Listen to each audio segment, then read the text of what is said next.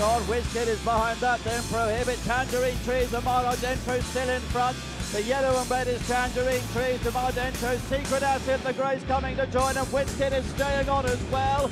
Up on the outside of them, another one challenging as well. Tangerine Trees up on the inside of Soul Power and Secret Asset. These three are the ones who look to have fought out the finish of this Prix de l'Abeille. Tangerine Trees in the yellow and red. Did Soul Power get to him? No. The sprint feature on Arc Day, the Prix de l'Abeille, Group 1 over 1,000 metres, won last year by Tangerine Trees.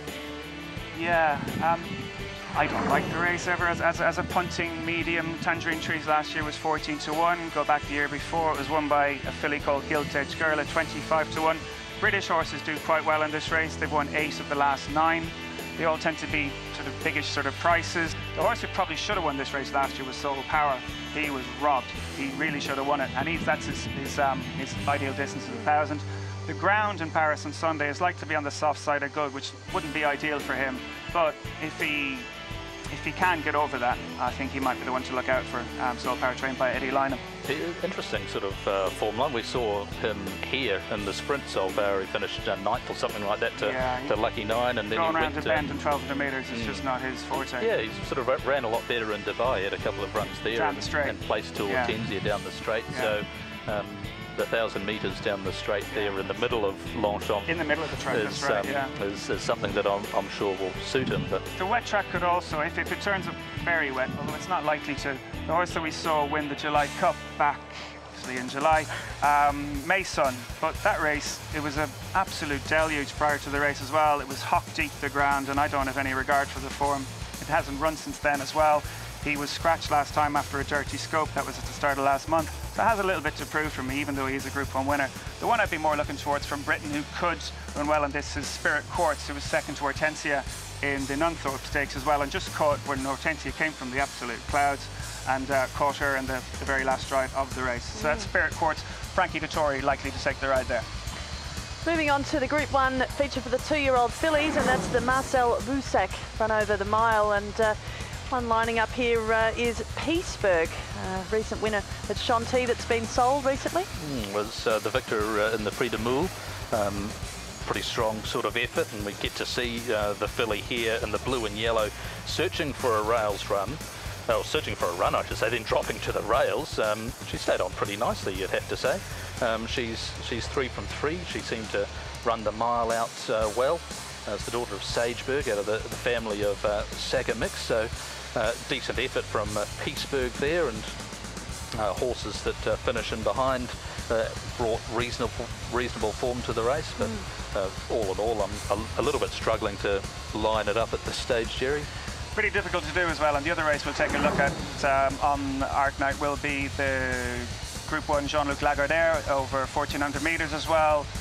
Entries for there, we've had so many entries. So the one that we won't be seeing the best 2-year-old in Europe in the race, so that's Stone Approach.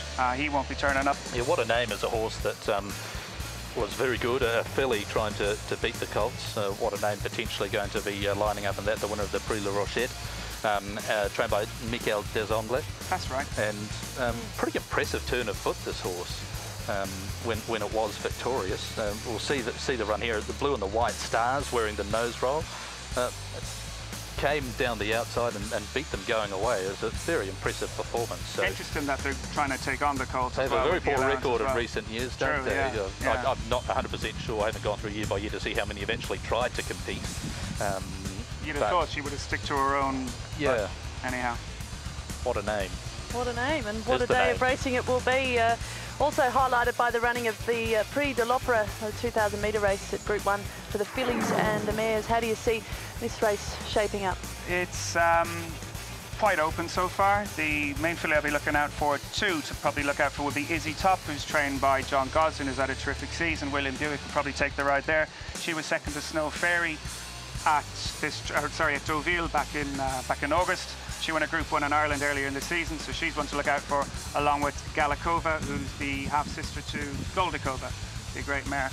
And she won the Vermeil last year. She's third to Snow Fairy 2 starts back, so that's reasonable form.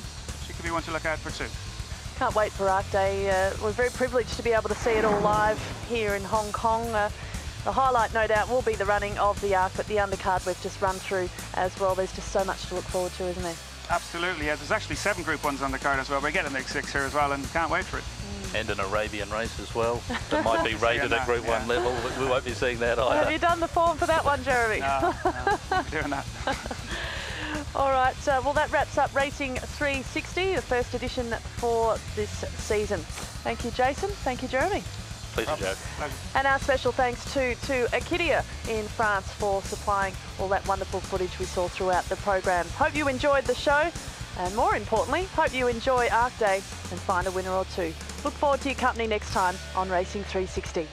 It's a race which often brings tears to your eyes, actually, afterwards. It's a very emotional event, and I think one of them that stands out is Urban C's victory with Eric Saint-Martin. And he gave a very emotional post-race speech on the pony afterwards. And he went on, obviously, to have a very successful Hong Kong career. Ironically, it was her son, See the Stars, who was the exceptional 3-year-old of his generation 2 years ago. And you know, he nailed it and dominated the race, and was given a, I think even Mick Kinane would agree, not one of his best rides.